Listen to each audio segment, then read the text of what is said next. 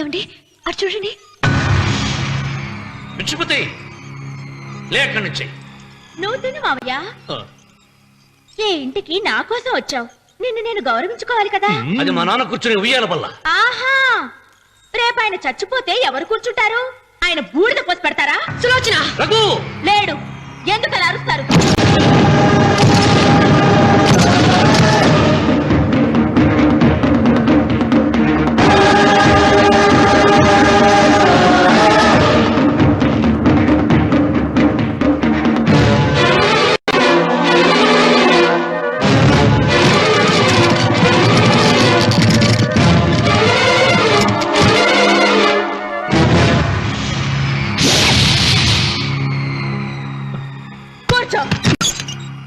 నువ్వు ఈ ఉయ్యాల బల్ల మించి లేచావంటే నన్ను చప్పుకు తిన్నట్టే. అన్వర్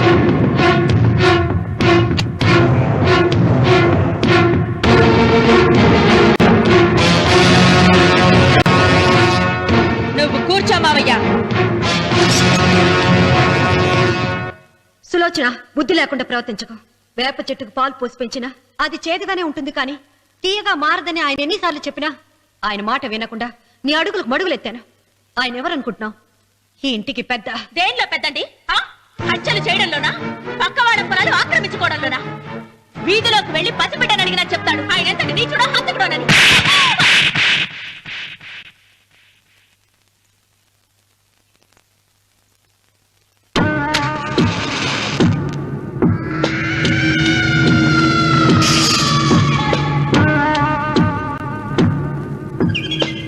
అమ్మా, నువ్వెన్నైనా చెప్పు, నా భార్య మీద చేయి చేసుకోవడం నేను సహించలేను. రఘు, అన్నయ్య నీ భార్య మీద చేయి చేసుకోవడం తప్పే, కానీ దానికోసం వాటాలు పంచమని చెప్పడం న్యాయం కాదురా.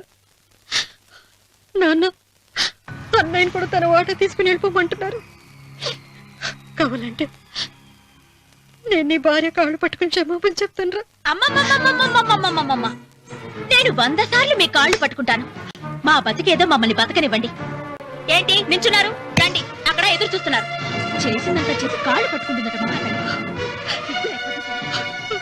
నీ కన్నీళ్లకు రాళ్లు కరుగుతాయి గాని కన్నవాళ్లు కరగరు సీత. సీత, వాళ్ళు చిన్నపిల్లలుగా ఉండేటప్పుడు ఎంత సంతోషంగా ఉండేవాళ్ళం. వాళ్ళు పెరుగుతుంటే ఆ సంతోషం తరిగిపోతూ ఉంటుంది. వాళ్ళు మన భుజం దాటి పెరిగాక ఇక గడప దాటి ఎప్పుడు వెళ్ళిపోతారా అని ఎదురు చూడటమే మన పని. బాధపడ.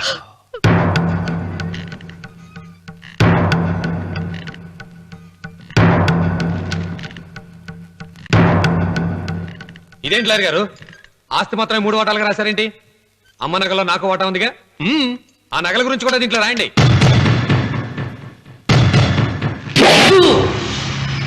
అది మీ తాత పిత్రార్జితం కాదు, నా స్వార్జితం కాదు. నా భార్య స్త్రీధనం. అందులో వాటా ఎవరికి రాదు, లేదు. ఓహో, అమ్మ గదిలోకి వచ్చేడిస్తే నా మీద ప్రేమ అనుకున్నాను. నగలివ్వాలని ఏడుపా. ఈ ఏడుపేదో నన్ను కనక ముందు ఏడవాలి.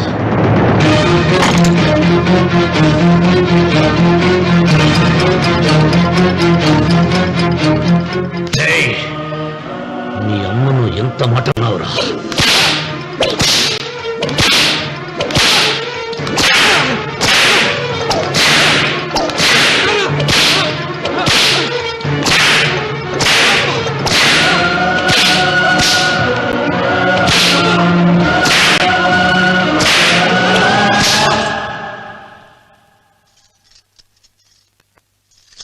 మీరేం పెద్ద మనిషండి, పెళ్ళైన కొడుకుని కొడతారా? ఆస్తి ఇవ్వడం ఇష్టం లేకపోతే ఇష్టం లేదు అని చెప్పండి. కూలి చేసుకుని బతుకుతాం, లేదా ఆలయం ముందు అడుక్కు తిని బతుకుతాం. ఇప్పుడు ఆయన మీ కొడుకు కాదు, నా మొగుడు. నా మొగుడిని కొట్టే హక్కు మీకు లేదు.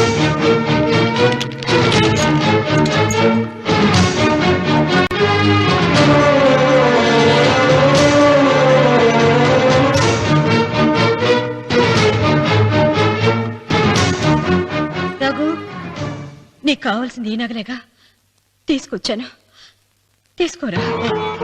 వద్దమ్మా, వద్దు. కాదన్నయ్య. వద్దమ్మా, నా మాట విను. ఒక తల్లి కడుపును పుట్టకపోయినా నన్ను అన్నయ్య అని పిలిచావు. నా ఇల్లు నీకు పుట్టిల్లమ్మా. ఆడపడుచు బతికుండగా పుట్టిన నగలు పంచడం శుభం కాదమ్మా, శుభం కాదు. రే రఘు, ఆ నగలి బదులుగా నా పొలం, నా ఇంట్లో ఉన్న బంగారంతో నీకు ఇచ్చేస్తాను, తీసుకెళ్ళిపోరా. అలాగే లాయర్ గారు, అవి కూడా రాయండి.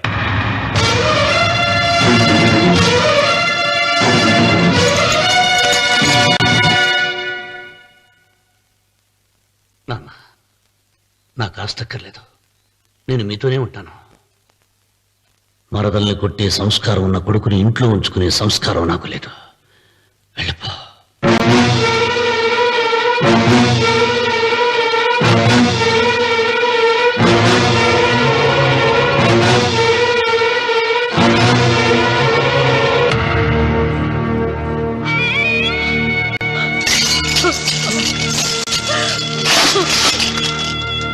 సీతమ్మ, అమ్మ సీతమ్మ, సీతమ్మ. ఒరే రావుడు, నాకేదో భయంగా ఉందిరా. ఆ దేవుడి శాపం తగిలింది, లేకపోతే నీ కుటుంబం ఇలా ముక్కైపోవడం ఏంటి? నా మాట విను, వెళ్ళు. ఆ శివలింగాన్ని తిరిగి తీసుకొచ్చి యథాస్థానంలో ప్రతిష్ఠిస్తారా?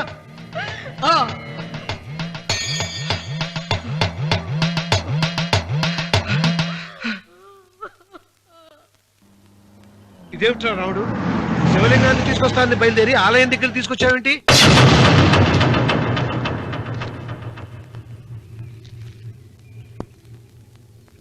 ఎలారా ఈ ఆలయాన్ని పడగొట్టాలి? ఎప్పుడురా ఆ సంబశివరా పొలం నా సొంతం అవుతుంది? వెంకన్న, నా పట్టుదల కోసం నేను ధరించిన ఈ నల్ల చొక్కా ఎప్పుడురా మార్చేది? ప్రతీకారం కోసం ప్రమాణం చేసి వేసుకున్న నా తండ్రి మొలతాడు ఎప్పుడురా నా మెడ నుంచి ఊడిపడుతుంది? వెంకన్న, చెప్పరా, ఆ ఆలయాన్ని పడగొట్టి ఉపాయం చెప్పు. ఇంత జరిగినా కూడా నీ అహంకారం తగలేదురా? నారు పొయ్యకుండా నీరు పెట్టకుండా ఈ ప్రపంచంలో పెరిగేది ఒక్కటే, అహంకారం. అది నా సొంతం.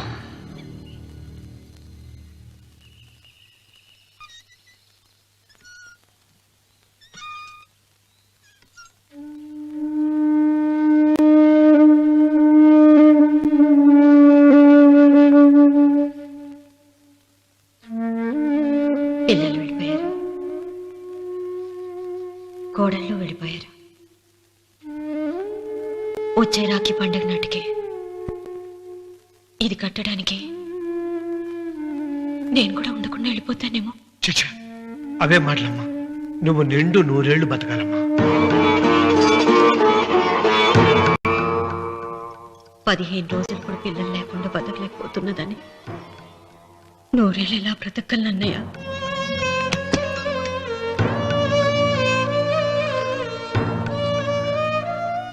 వీటి కోసమేగా మా పిల్లలు ఇద్దరిని ఇంట్లోంచి వెళ్ళగొట్టారు. నేను చనిపోయాక మా ఇద్దరు కోడలికి సమానంగా పంచిపెట్టమని చెప్పు. ఇప్పుడు ఎందుకమ్మా అదంతా? అసలే నీ ఆరోగ్యం బాగలేదు. నన్నెప్పుడు నిండు ముత్తైదుగా చూడాలనేది ఆయన కోరిక. పోయే ముందు ఒక్కసారి నిండుగా అలంకరించుకోవాలని ఉందన్నయ్య.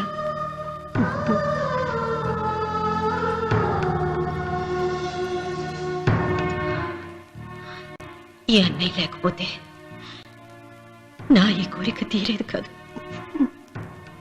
నీ చేతులతో అలంకరించన్నయ్య.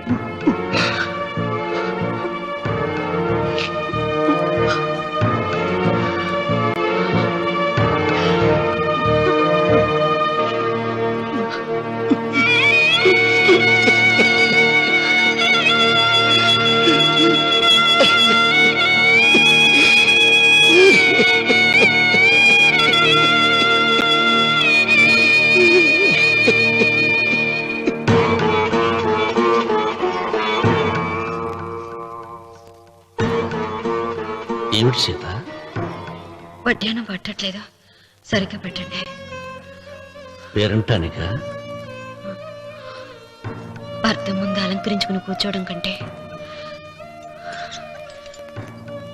ఆడదానికి వేరే పేరంటే ఉంటుంది చెప్పండి.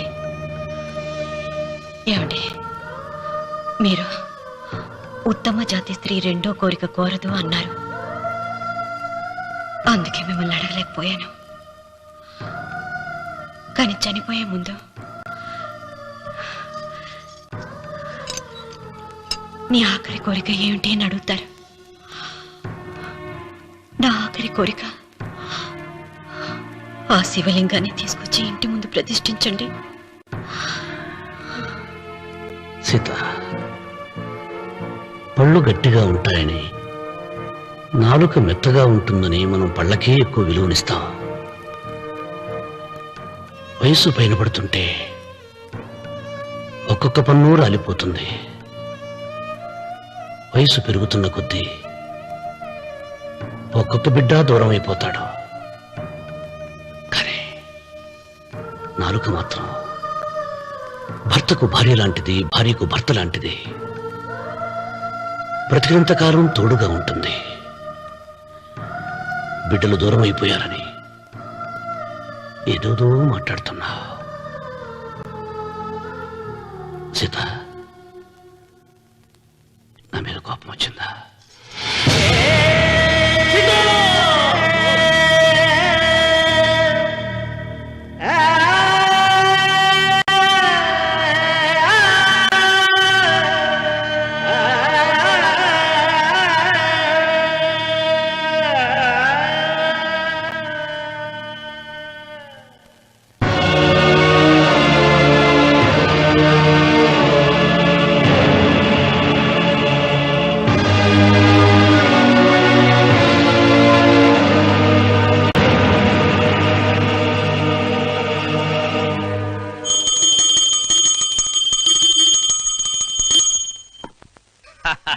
అక్కడ రామన్న చౌదరి చచ్చిన పేళానికి దీపం వెలిగించాడు. ఇక్కడ ఈయన అమ్మూరికి ఆరతి వెలిగించాడు. నేను ఆ రోజే చెప్తేనే అది చాలా మహిమగల శివలింగము, దాని జోలికి పోతే సర్వనాశనం అయిపోతాడని. పిల్లలేమైనారు? ఇల్లు వదిలిపోయినారు.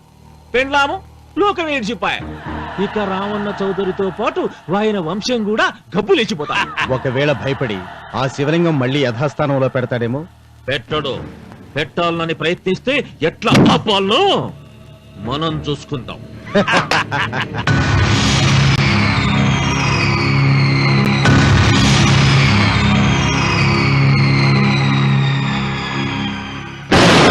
ఆలయాన్ని పడగొట్టించి ఆలయమే లేదు కాబట్టి ఇక పొలం ఎందుకని ప్రశ్నించి అప్పుడు నా స్వాధీనం చేసుకుంటాను.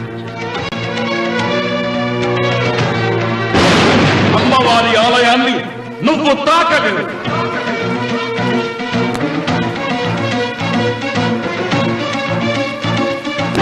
ఆ ఆలయాన్ని పడగొట్టక్కర్లేదండి.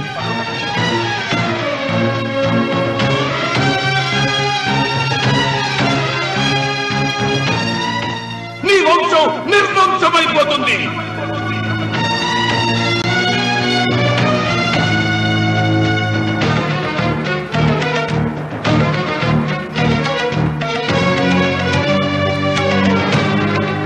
ఆ శివలింగాన్ని తీసుకొచ్చి ఇంటి ముందు ప్రతిష్ఠించండి.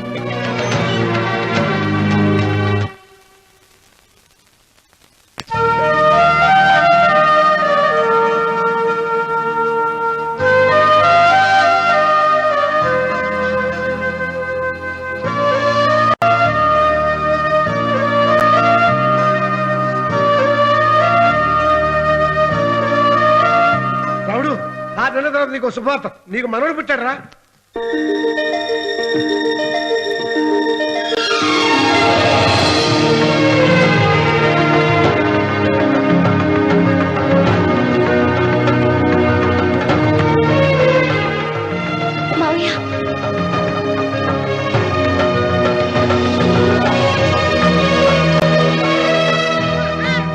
నా వంశం నిర్వంశమైపోతుందని జటాధారి శపించిన ఎదిరించి నా ఇంట పుట్టిన మొదటి వంశాంకురం.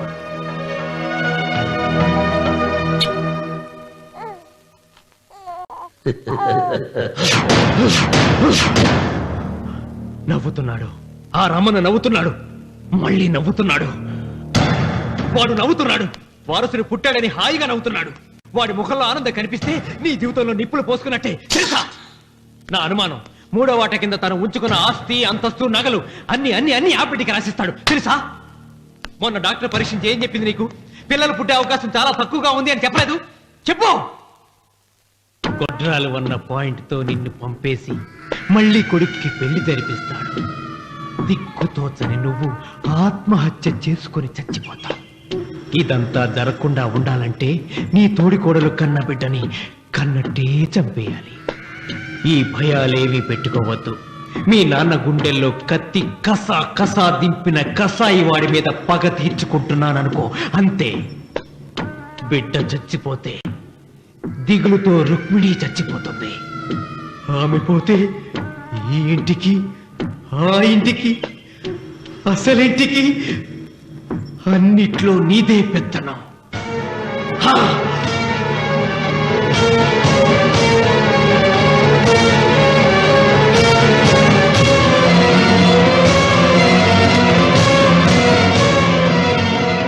నాకు చిన్న సాయం చేయాలి, చేస్తావా? ఏంటమ్మా?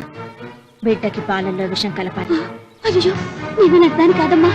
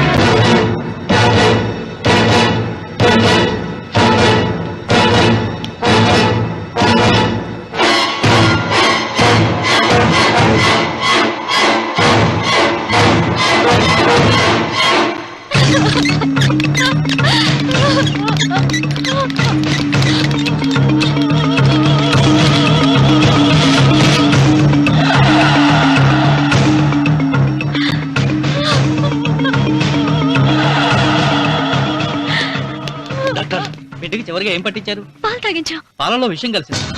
Sister, call doctor Reddy. చివరిగా పాలు ఎవరు పట్టించారు?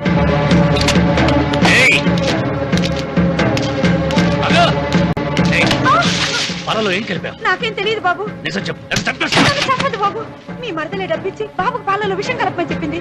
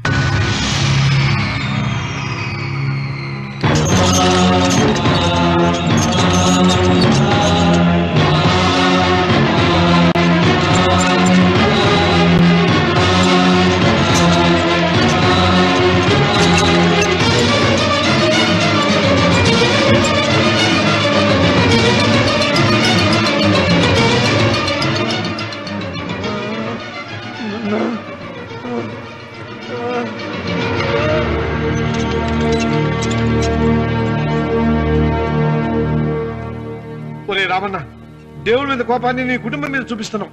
కింద జన్మలో చేసిన పాపం వల్ల నీ తండ్రి అలా అయిపోయాడు, కానీ ఈ జన్మలో చేసిన పుణ్యానికి కాదురా. దేవుణ్ణి చూపించు అన్నావు. నీ కనుపాపంతో ఉన్న సూర్యుడినే కన్నెత్తి చూడలేని వాడివి అసలు దేవుణ్ణి ఎక్కడ చూడగలవరా? రామన్న, శాపాన్ని ఎదిరించి పుట్టాడని గర్వపడిన నీ మనవడు ఇప్పుడు చావు బతుకుల్లో ఉన్నాడు రా. గాయపడిన నీ రెండో కొడుకు ఇక్కడ చచ్చిపోతే నీ పెద్ద కొడుకుని ఉరి తీస్తారా? కొడుకుల్ని, కోడల్ని, మనవణ్ణి, భార్యని అందరినీ పోగొట్టుకుని నువ్వు ఒక్కడే బతికి సాధించేదేమిట్రా? శివలింగాన్ని ప్రతిష్ఠించమను అన్నయ్య అని నన్ను బతిమాలి నిన్ను ప్రాధేయపడి తన ఆఖరి కోరిక తీరకుండానే చచ్చిపోయింది నా చెల్లెలు. బ్రతికుండగా నీ భార్య కోరిక తీర్చలేదు. కనీసం ఆవిడ ఆత్మశాంతికైనా ఆ శివలింగాన్ని తిరిగి తీసుకొచ్చి మళ్ళీ ప్రతిష్ఠించరా, ప్రతిష్ఠించు. ఆ శివలింగాన్ని తీసుకొచ్చి ఇంటి ముందు ప్రతిష్ఠించండి. నీ బిడ్డని కాపాడుకోవడానికి కొద్ది గంటలే టైం ఉంది. శివరాత్రి ఘడియలు ముగిసిపోతే నీకు పశ్చాత్తాపం మిగిలిపోతుంది తప్ప వంశం మిగలదురా. వెళ్ళు, త్వరగా వెళ్ళరా.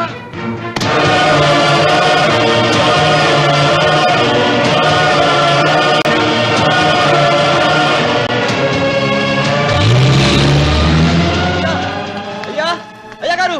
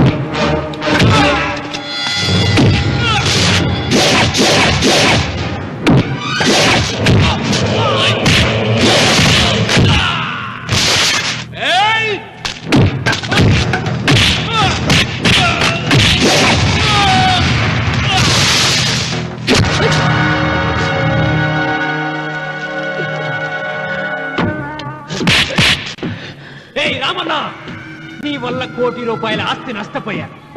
నేను ఇష్టపడిన సీతను నాదానిగా చేసుకోలేకపోయాను. నిన్ను నీ వల్ల 14 ఏళ్ళు శిక్ష అనుభవించాను రా.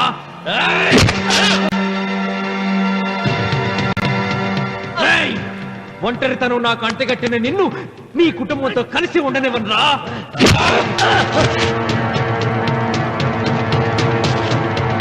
నిన్ను చంపి నా పగ తీర్చుకుంటాను రా.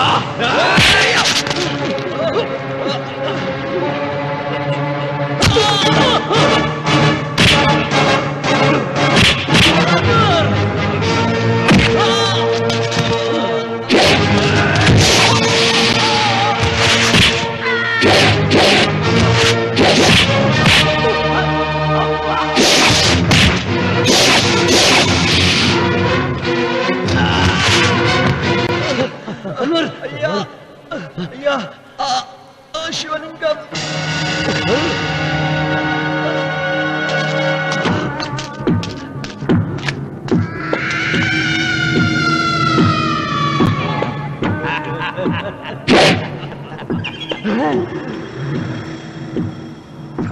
ఏయ్, రాయలసీమ రామన్న చౌదరి, ఇప్పుడు చూస్తా నిన్ను ఏ దేవుడు కాపాడతాడో.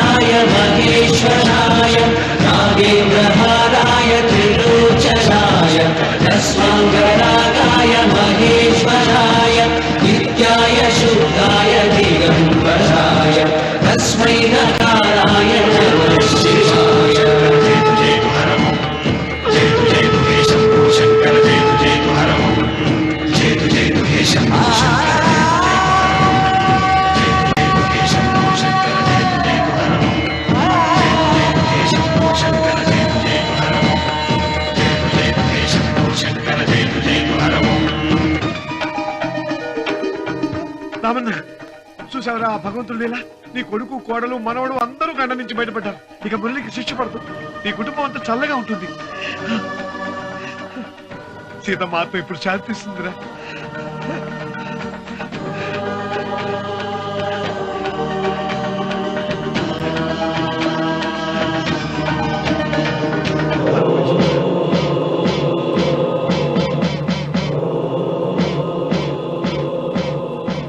రామన్న రామన్న రామన్న